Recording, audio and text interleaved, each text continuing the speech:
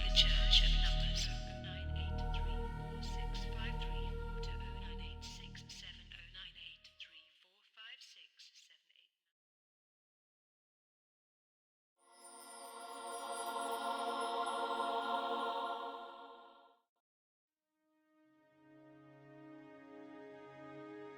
It is not easy to introduce a subject that is so unusual.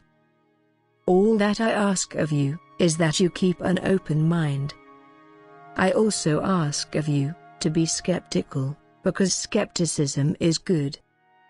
It keeps you sharp, and it keeps you searching for answers. I encourage you to research any scientific concepts presented in these videos. You will find them to be factual. You will find that this, admittedly, fringe subject matter was born from scientific discoveries and not of ravings of a madman. So, let's begin.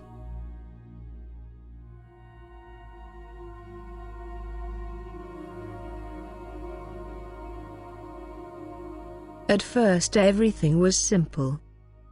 The gods created our flat world and gave it to us. The sun was made to circle our flat world. We were the center of it all. Then the world became a sphere and the sun was the center of the universe. In time we found this to be wrong as well. We discovered the scientific method and made huge progress in understanding how things worked. One thing remained constant throughout the years. Our world was comfortably solid, and amazingly predictable. Classical physics explained how the sun was born and how the planets stayed in their orbits. We started to understand the fundamentals of space and time. All was going well in this material world until the birth of quantum physics.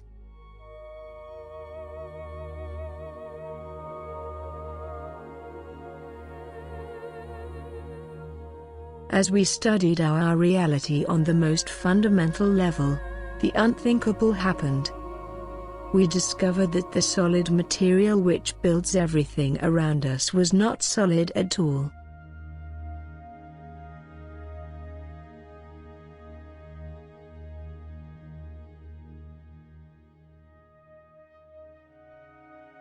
The atom is 99.99% empty.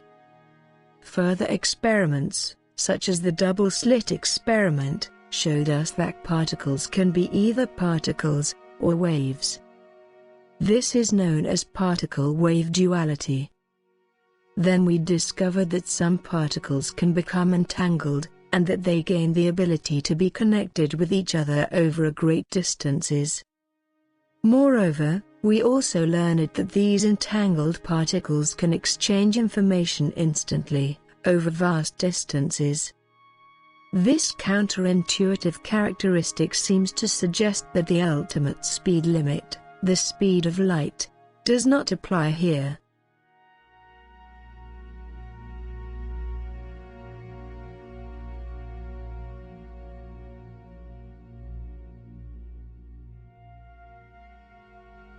We learned that our reality is a probability wave and that the action of observing causes reality to become measurable.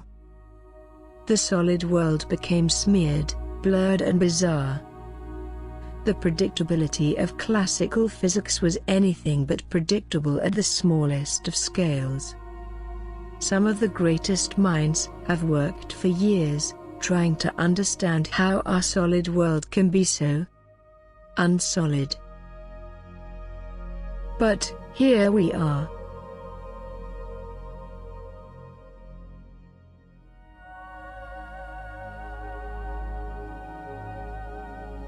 So many times in our history, we were just sure of so many things. And almost just as many times we were wrong. I invite you to join me on this journey. I have a feeling that when we arrive at our destination, you will see the world around you in a very, very different way.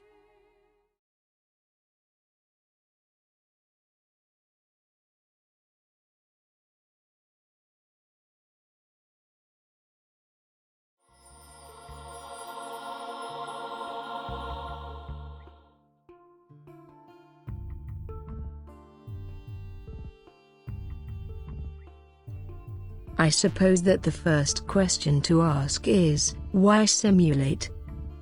And as much as I hate to answer a question with another question, but here it is.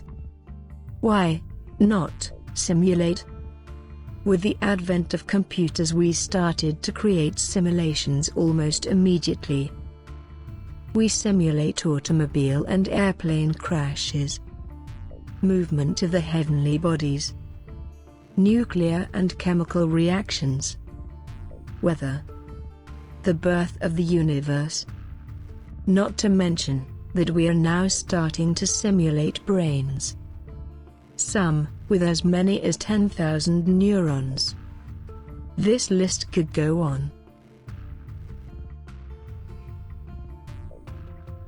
But, to this subject, the most pertinent example is a video game, namely The Sims. In this game, you get to design a simplified world, you create virtual people and then you allow them to go about their business. You watch their lives unfold. The occupants of this video game get hungry, they get bored, they get sad. They play games, listen to music and go swimming. They fall in love, they have children and grow old. The Sims is an excellent example of a fun facsimile of our world. The artificial intelligence does a great job of convincing us that those characters really are alive in their world. Of course, no one is really fooled. The Sims are not self-aware. They do not really think for themselves.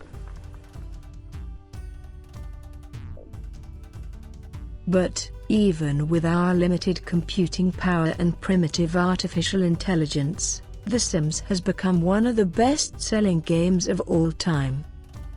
Between year 2000 and 2005, The Sims sold in excess of 16 million copies, not to mention the subsequent releases of Sims 2 and Sims 3 sold over 20 million copies.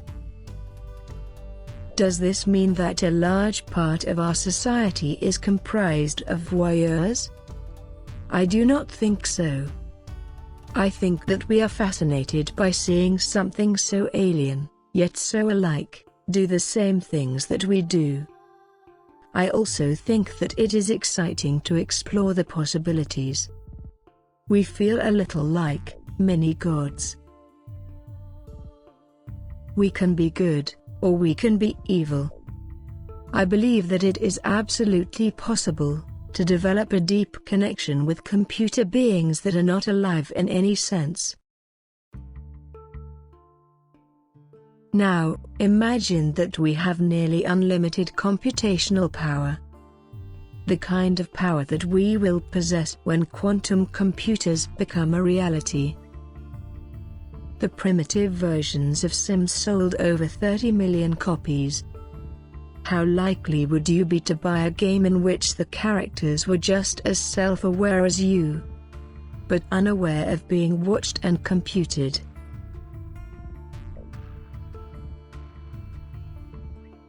What kind of a world would you create? World full of war and suffering? Or would you create a paradise? Would you make your presence known and declare yourself a god? What if you could plug yourself into the game and experience the world of The Sims? Could you fall in love with a Sim? What if you wanted to simulate a universe? And I do mean from the very start. You could watch the birth of a universe, creation of stars and planets. First single cell. First breath. First steps on land. You could tweak it at any time, or you could just let it ride and see where it takes you. I feel that I must take a moment to explain something at this time. Please do not make the mistake of applying your own perception of time to anything outside of our reality. Remember, simulations can be fast-forwarded, paused, saved and reloaded at a later time. I am planning on explaining this in detail later, so I will not go deeper into this subject at this time. So, back to the next generation of The Sims. As a game master, you could run whatever world you wished to run. In time, there could eventually be rules and a code of ethics regarding The Sims. We classify life as a biochemical process. A jellyfish has no brain or central nervous system, yet we consider it alive. Perhaps the true definition of being alive is consciousness. What if your Sims were fully conscious and felt fear, pain, love, sense of loss? What if they were just marginally different than you?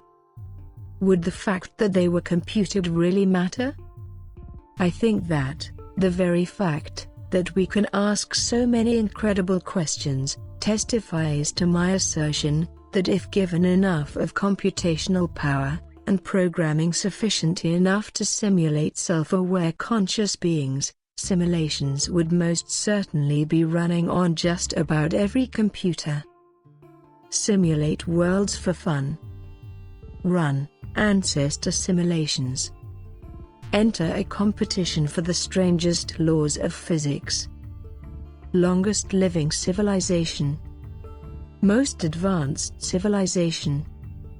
Again, this could be a very long list.